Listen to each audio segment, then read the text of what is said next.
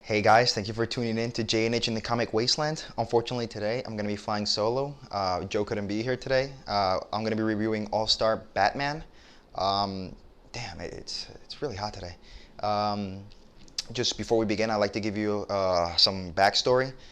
Before the rebirth and the New 52, there was a standalone All-Star Batman written by Frank Miller and illustrated by Jim Lee. Um, it didn't get a lot of positive review because I guess people thought that Batman was kind of a dick. It was not the Batman we're used to. Um, he treated Alfred like shit. He treated Dick Grayson like shit. He had sex with Black Canary in the middle of a fight. The Joker was totally different, kind of similar to the Suicide Squad movie Joker. The first time I read it, I didn't like it either. But then, I gave it another try, and I actually enjoyed it a lot more. I guess when I first read it, I was younger, and if you match it up against All-Star Superman, it felt really short. And then, out of nowhere, closer to Rebirth, they decided to restart All-Star Batman. I honestly thought it was going to pick up exactly where it left off, but this is actually a brand new story, a very, very interesting story because it's concerning Harvey Dent, aka Two-Face. It's very interesting because instead of being just one entity, they're actually split personalities this time, like proper split personalities. And any mechanisms that Harvey Dent set in motion as the DA, as the district attorney, Two-Face, when he takes over, uses them for his own greed, for his own needs. And the problem with these mechanisms that Harvey Dent set in motion, it's to collect a lot of information. So whenever Two-Face takes over, it actually makes it very easy for him to get back into crime, be able to do like all these crimes very seamlessly. The crime rate goes up in Gotham, and he always gets like all this information, like a lot of information on Sionis, on Penguin, on everyone, even good people, even the good citizens of Gotham. But he has something on everyone, and the number one issue, which was written by Scott Snyder and illustrated by John Romita Jr., who did Kick-Ass. This time around is complicated because the information that Harvey Dent has, Harvey Two-Face is using for his own gain. And right now, what he's done the worst is he poured acid rain, like legit acid rain, on Gotham and scarred a lot of people. Kind of like him.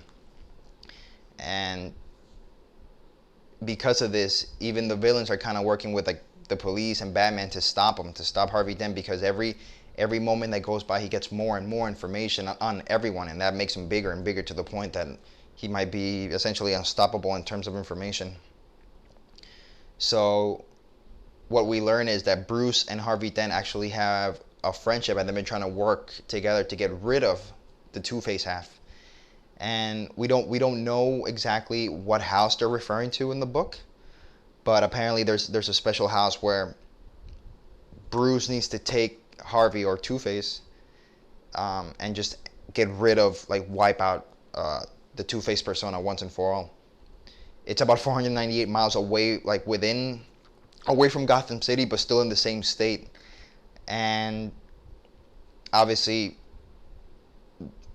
I guess Harvey Dent leaves a message for Bruce telling him to take him to this house, but they can't be sure if it's a trap or not. But as Batman, he has no choice. He has to do what he can, not only to save Harvey Dent, but to stop Two-Face once and for all. Because he's just becoming too big. He's becoming unstoppable, and they got the opportunity to like bring him in through the help of the bad guys, the different crime lords, Sionis, Cobblepot, Penguin, etc.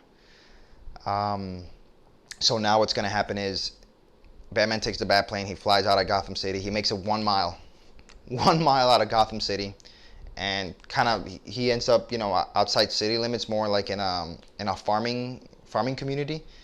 He ends up crashing through a diner, and as they're flying over before they get shot down, by a missile of unknown origin, Alfred tells Batman, check the news, because Two-Face just set up an offer that people can't refuse, which means here's what it stated, right? Stop Batman. I won't release the information I have on everyone, which is very damning. Um, he has something on absolutely everyone.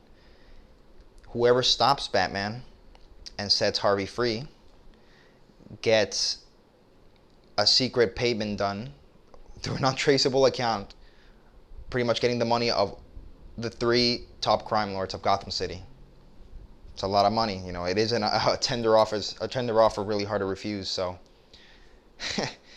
they they shoot down the Batplane. A lot of hired guns start showing up. You know, whatever. They're just obviously they're after the money, or obviously there could be, they don't really specify, but some people are after the money. Some people are after like to stop him from getting that information out. Everybody's trying to stop Batman. The people in the diner are going against Batman, so everybody's against him. Even though Batman puts faith on them, Harvey Two-Face, you know, his information is bigger. It makes it harder for them to stop. So as Batman is just trying to like get Two-Face to this destination, everybody colludes against Batman to stop him. Eventually, obviously, Batman gets away. He has Two-Face. And obviously Two-Face tells him, listen, everybody, like, you don't even understand the secrets that these people have. Like, the stuff people are hiding from you. Those closest to you are hiding. Which subsequently we learn that Alfred was the one that shot the Batplane down. That was the unknown origin. So we have no idea what Alfred is hiding from Bruce, from Batman, to begin with. So there's a mystery, and I like it. I like the mystery of what's going on here. It makes it very special. It makes it unique in a way, because even if Alfred is colluding against Bruce Wayne, then there's something bigger going on here. Because that never happens. For those that don't know, Alfred has never betrayed Bruce. At least not that I can recall. So that was good. Obviously, so Batman decides to take Harvey. He hides him in a truck and decides to just drive the rest of the way.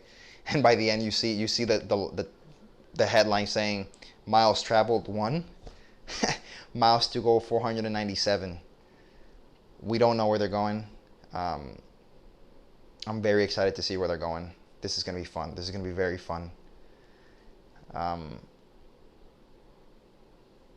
Funny enough, the comic doesn't end there. The book doesn't end there. We see there's a smaller story after the fact, concerning Duke.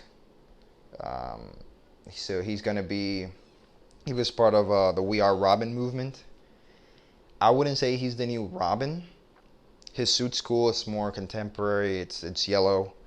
So for those that don't know, Duke is he was there during 0 Year. He was just a young kid.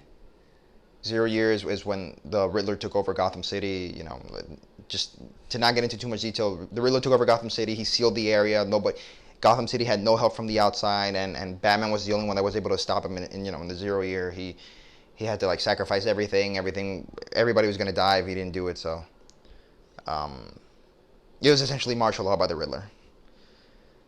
And so this boy, his family actually helped Bruce during times of crisis. And then when the Joker showed up in Death of the Family arc, in the New 52, his parents pretty much got affected by the Joker. I guess let's call it poison. Drove them crazy. Their minds are lost. They're not his parents anymore.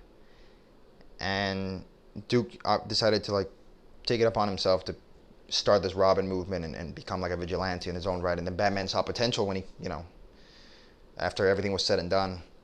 So now he's training him, but he's training him in a very special way, because he's taking all the information. Alfred's calling it the cursed wheel. It's all the information they have in there, piecing it in a way where you can learn the fastest to see if you're capable of taking on the task of being part of like the Bat family.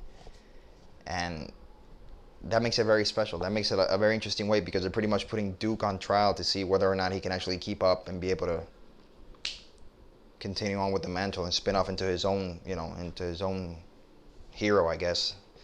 And it's an experiment. Like, obviously Batman tells him it's an experiment, and he decides to just kind of test out this theory, this idea of being able to like to hyper train someone in a short amount of time. So we'll see where that's going. We don't know yeah, it's a separate story. We don't really get a lot of backstory. It's just mainly concerning Duke and where he is now and hopefully where he's gonna go. But that was good, you know. Just I guess we're gonna get like two stories in one, which is kind of cool. It was about 37 pages, the book, so that was good. That was worth. It was like, it was more expensive. I think it was $4.99 or five. I think it was $4.99. I'm hoping not all books are $4.99. Hopefully they're cheaper. But it's good. No, it's good. It was fun. It was fun to read. I love the whole Harvey Dent dynamic. It's very.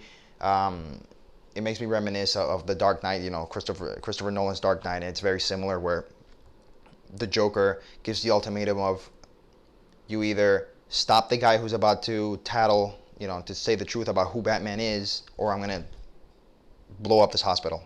You know, simple ultimatum. Same principle, except you actually. The difference is obviously your secrets get out, or the secrets don't get out, and you get a lot of money for stopping Batman and freeing Harvey Dent. So that was good. I highly recommend it. You know, stay tuned. I'm glad. I'm happy you guys are still tuning in. I'm glad you're following us. We're very happy. We're getting a lot of good feedback. We appreciate everything. Of course, just please give us more feedback. If you want something, we'll try. For next week, we're hoping to show or talk about Wiccan of the Divine. That's gonna be great. Joe's gonna be around. It's his pick of the week. So thank you for tuning in. We really appreciate it. And of course, as always, thank you. Hey guys, come back next week where we're gonna review Wiccan and the Divine issue number 22. See you then.